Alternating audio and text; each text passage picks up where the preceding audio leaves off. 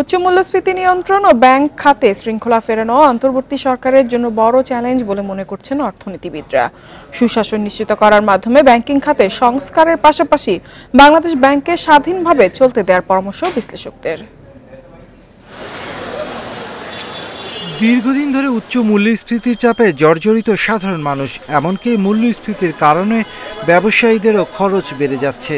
পরিসংখ্যান ব্যুরোর তথ্যমতে গেল অর্থবছরে মূল্যস্ফীতি বেড়ে দাঁড়িয়েছে ৯.৭৩%, যা ২০১১-১২ সালের পর সর্বোচ্চ।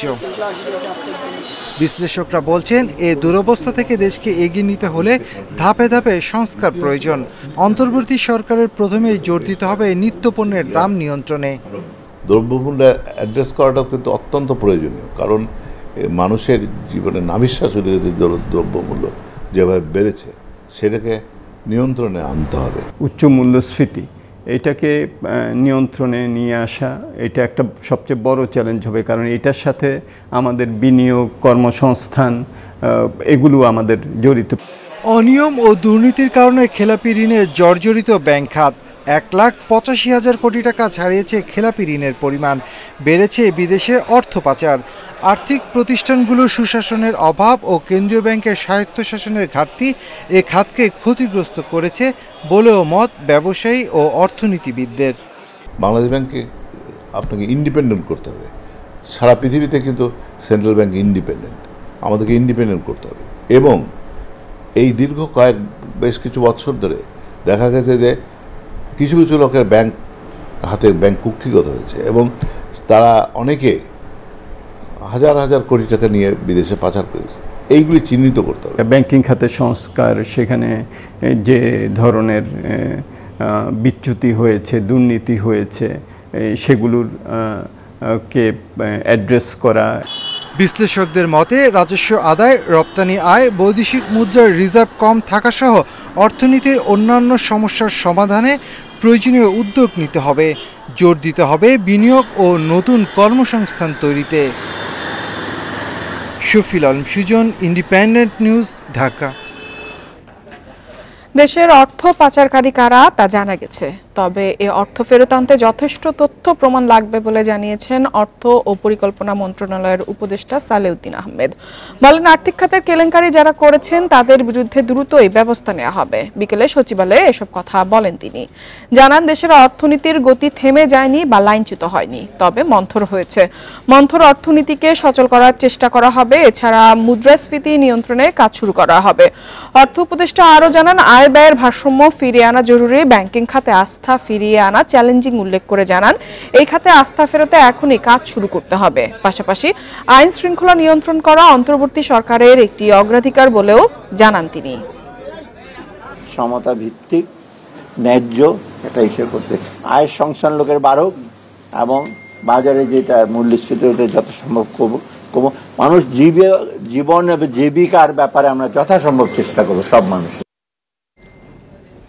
এদিকে শিল্প কারখানায় গ্যাস সংকট দূর করাই অন্তর্বর্তী সরকারের প্রধান অগ্রাধিকার।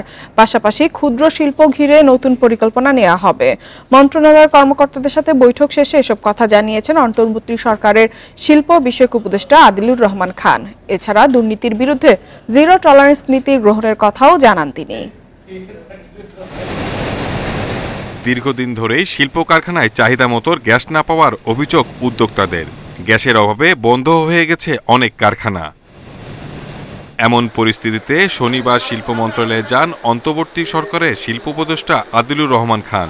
বিভিন্ন সংস্থার কর্মকর্তাদের সাথে বৈঠক শেষে তিনি জানান, গ্যাসের সমস্যার সমাধানই মূল লক্ষ্য। এছাড়া ক্ষুদ্র শিল্প, চামড়া ও অন্যান্য খাতের উন্নয়নে নেওয়া হবে নানা উদ্যোগ। গ্যাসের চাহিদাটা আছে মন্ত্রণালয় চালানোর জন্য, গোড়াশালের ক্ষেত্রেও কিছুটা আছে। আমরা এটা আরও দেখছি। আজকে প্রথম দিন এবং আমি কৃতজ্ঞ আমার সহকর্মীরা আজকে ছুটির দিনে এসেছেন। মন্ত্রণালয়ের কোনো কাজে দুর্নীতির বিষয়ে কঠোর অবস্থানের কথাও জানান তিনি। আমরা আমাদের কাজগুলো করার জন্য তো দায়িত্ব, যেটুকু জনগণের এই আন্দোলনের মধ্যে দিয়ে এত মানুষের রক্তের উপর দিয়ে আমরা দায়িত্বে এসেছি। এখানে দুর্নীতির ব্যাপারে তো আমাদের কঠোর হওয়া ছাড়া আর কোনো উপায় নাই। লোকসানের মধ্যে থাকা শিল্প মন্ত্রণালয়ের আওতাধীন প্রতিষ্ঠানগুলোকে লাভজনক করতে উদ্যোগ নেওয়া হবে বলেও জানান শিল্প উপদেষ্টা। Shahid Ahmed, independent News, Dhaka. গাজীপুরে শতভাগ উৎপাদনে ফিরেছে সব তৈরি পোশাক কারখানা। সকাল থেকে পুরোদমে কাজ শুরু হয়, খুশি শ্রমিকরা। মালিকপক্ষ বলছেন সরকার পরিবর্তনের প্রেক্ষাপটে পোশাক শিল্পের ক্ষতি পুষিয়ে নিতে চান তারা। কারখানাগুলোর নিরাপত্তায় রয়েছে সেনাবাহিনীর সমন্বয়ে যৌথ নিরাপত্তা বাহিনী। গাজীপুরে তৈরি পোশাক সহ বিভিন্ন কারখানায় চলছে শতভাগ উৎপাদন। বিভিন্ন ইউনিটে সব নারী পুরুষ শ্রমিক কাজে যোগ দিয়েছেন। অস্থিতিশীল পরিস্থিতিতে উৎপাদনে বিঘ্ন হলেও এখন ঘুরে দাঁড়াতে চায় এখানের পোশাক শিল্প। কাজে ফিরে শ্রমিকরাও খুশি। অনিরাপত্তা নাই, আমরা নিরাপত্তাভাবে কাজ করতে পারতেছি। দেশ পরিপূর্ণ আছে, এতে আমরা সবাই খুশি। দেশ ভালো, আমরাও ভালো। মালিকদের জন্য ভালো, সবার জন্য ভালো, সেনাবাহিনী নামার জন্য সবাই ভালো, আমরা সবাই খুশি আছি। কারখানাগুলোর নিরাপত্তায় কাজ করছে সেনাবাহিনীর নেতৃত্বে যৌথ বাহিনী। নিরাপত্তা টহল রয়েছে গাজীপুর, আশুলিয়া সহ পুরো শিল্পাঞ্চলে। কারখানা মালিকরা বলছেন গাজীপুর সহ অন্যান্য শিল্প এলাকাতেও শতভাগ কারখানা চালু হয়েছে। শ্রমিকদের উপস্থিতিও প্রায় শতভাগ। আমাদের 100% কারখানা আজকে আমাদের জানা মতে, বিজিএমইর তথ্য মতে চলছে এবং এখানে 98%-এর বেশি পিপল প্রেজেন্ট আছে। কাজেই যে শঙ্কা ভীতি ছিল আমাদের ফ্যাক্টরিগুলোর মধ্যে, সেগুলো কেটে গেছে। এই জয়েন্ট টাস্কফোর্স আসার পরে তারা প্রতিদিন বিভিন্ন সময়ে টহল দিবে। নতুন সরকারের সহায়তায় দেশের পোশাক রপ্তানি খাতকে আরও এগিয়ে নিয়ে যাওয়ার কথা জানান মালিকরা। অনেক কিছু আমরা ফেস করেছি, বাট আমরা এতটুকু বলতে চাই যে আমাদের শ্রমিক ভাইরা, আমাদের মালিকরা, আমরা সারা জীবন এই দেশের জন্য কাজ করে যাচ্ছি, ভবিষ্যতেও করব এবং আপনাদের সহায়তায়, আমাদের নতুন সরকারের সহায়তায় আমাদের ইচ্ছা গার্মেন্টসকে আমাদের এক্সপোর্টটাকে আমরা নাম্বার 1-এ নিয়ে আসবো ইনশাআল্লাহ। শিল্প পুলিশ জানিয়েছে গাজীপুরে 2000-এর বেশি তৈরি পোশাক কারখানা রয়েছে। এসব কারখানায় কাজ করছেন অন্তত 22 লাখ শ্রমিক। Independent news. স্বাভাবিক অবস্থায় ফিরতে শুরু করেছে শপিং মল ও মার্কেটের কেনাবেচা, তবে স্বাভাবিক সময়ের চেয়ে ক্রেতা অনেক কম। এ বিষয়ে বিস্তারিত জানাতে আমাদের সাথে যোগ দিচ্ছে সহকর্মী ইকরামুল ইসলাম। ইকরাম, শপিং মলগুলোর খবর কি? কেনাকাটা কিরকম চলছে? বিক্রেতারা কি বলছেন?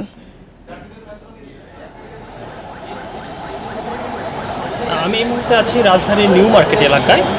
এখানে কিন্তু আপনার গত বৃহস্পতিবার থেকে তারা দোকানপাট খোলা শুরু করেছে। যে দোকানদাররা রয়েছেন তারা বলছেন যে গত রবিবার যখন শেখ হাসিনা সরকারের পতন হয় তারপর থেকে কিন্তু দোকানপাট বন্ধ ছিল এবং তারা সর্বশেষ বৃহস্পতিবার দোকান খোলেন। এর আগেও কিন্তু যখন এই বৈষম্য বিরোধী ছাত্র আন্দোলনের বাংলা ব্লকেট ছিল সে সময় কিন্তু এক সপ্তাহ দোকান বন্ধ ছিল। তারা বলছেন যে এই সময় তারা আসলে একটা বড় ধরনের লোকসানের মুখে পড়েছেন। তাদের হিসাব মতে যে একদিন দোকান বন্ধ থাকলে 5 থেকে 7,000 টাকা তাদের ক্ষতি হয়।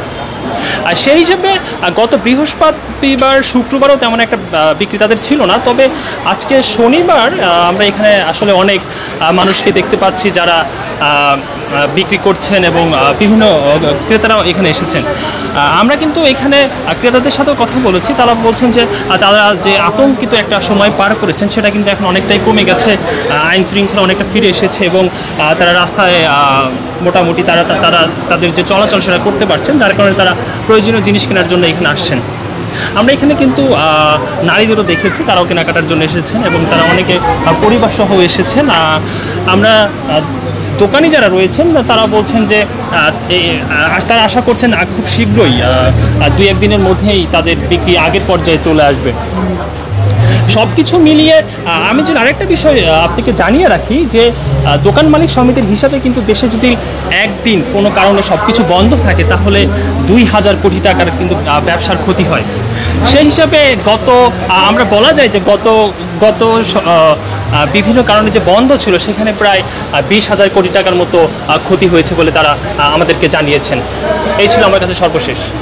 মার্কেট শপিং মলের খবর জানাচ্ছিলেন সহকর্মী ইকরামুল ইসলাম। চলে যাচ্ছি পরবর্তী সংবাদে।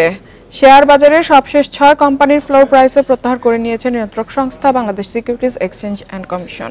এতে আর কোনো কোম্পানির উপর ফ্লোর প্রাইস থাকছে না। শুক্রবার এই নির্দেশনার কথা জানিয়েছে বিএসইসি। সিদ্ধান্ত অনুযায়ী আগামী রোববার থেকে বেক্সিমকো, খুলনা পাওয়ার ও শাহজিবাজার পাওয়ারের উপর থেকে ফ্লোর প্রাইস প্রত্যাহার হবে।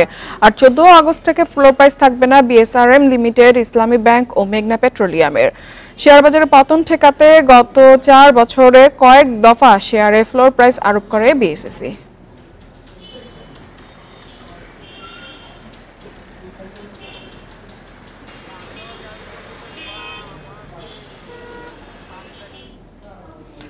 সাতক্ষীরার উপকূলীয় এলাকায় বাড়ছে লবণ সহিষ্ণু জাতের ধান চাষ। লবণাক্ত জমিতে বোরো ধানের চাষ না হয় চাষিরা ঝুঁকছেন বিনা 10, ব্রি 67 ও বঙ্গবন্ধু 100 ধান চাষে।